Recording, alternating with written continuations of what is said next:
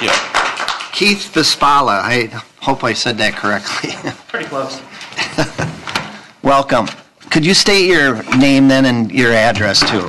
Yeah, Keith Bispala, and I'm at 1225 Pioneer Trail in Bayport. So my wife and I have put together a letter here, and I'm actually going to read you that letter. It really shares our story and concerns we have, in particular around Andersen Elementary. You guys will be receiving this letter after the meeting. It shares our concerns, but I know we're definitely not alone with our concerns.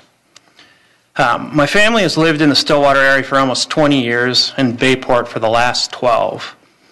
Our two daughters have attended Andersen Elementary, and in fact, our youngest still attends 3rd grade there. We've always been proud and involved supporters of the school and have felt very lucky to be raising our family here.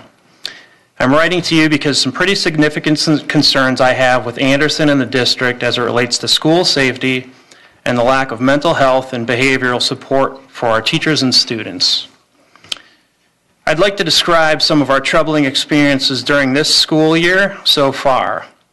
Up until this year, our youngest daughter, Annalise, has always been an excellent student at the top of her class, and she is also qualified for gifted and talented clusters. She's always loved going to school each day to see her teachers and her classmates. A couple of weeks into the school year this year, Annalise came home and told us about an incident with a classmate that caused her entire class to evacuate to another area of the building. This child got into a physical altercation with another student, ran through the school while staff members tried to reach him, and ultimately threatened to kill his classmates. Annalise came home very upset and not wanting to go back to school. The student returned to class the next day.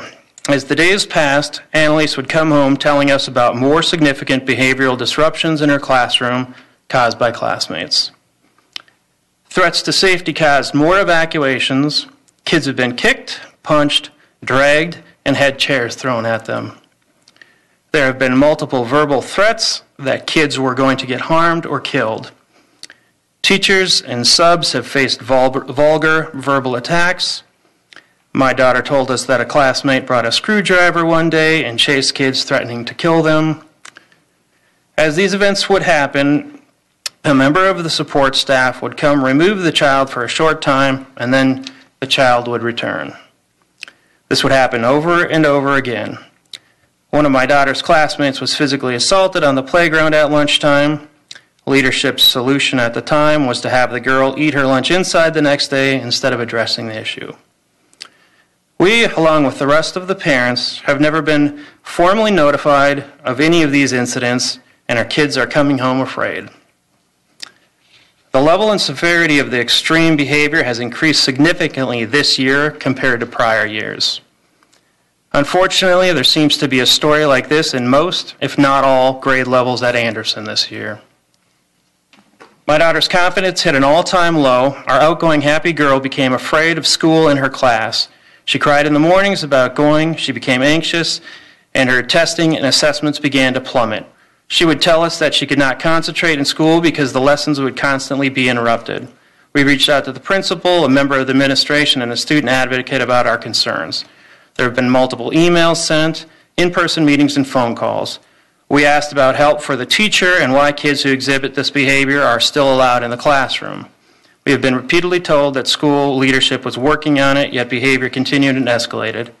Instead of getting answers, my daughter was given instructions to remove herself from the classroom, to calm down whenever there was a fearful or threatening situation instead of dealing with the issue. This contributed to further decline in her confidence and made her feel as though she was wrong or being stressed for being stressed and fearful.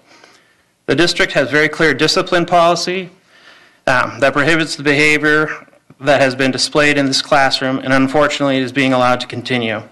Our daughter's academic performance has dropped to an alarming level that the teachers and staff cannot explain. They told us it must be medical. Although we didn't fully agree with their assessment, we moved forward with a series of lab tests and a brain scan, which all came out normal, thankfully.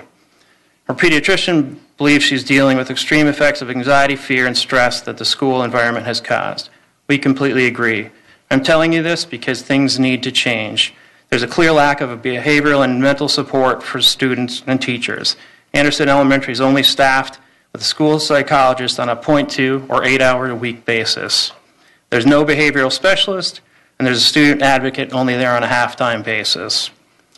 These teachers have no one to go to if they need help with threatening situations. They're spending their days managing bad behavior instead of successfully teaching lessons, and all the students are suffering.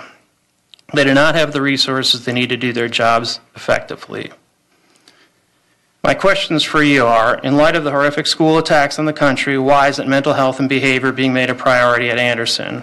Why are teachers being told there's no money for this, yet we've heard there are plans to add on to newly opened Brookview because it is already too small?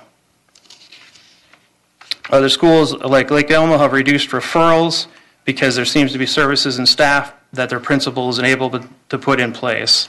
Why isn't Andersen being given the same opportunities? We're aware that there's issues in every school, in every classroom in the district. However, we're not talking about typical behavior here. Thank you. Thank you very much. Thanks.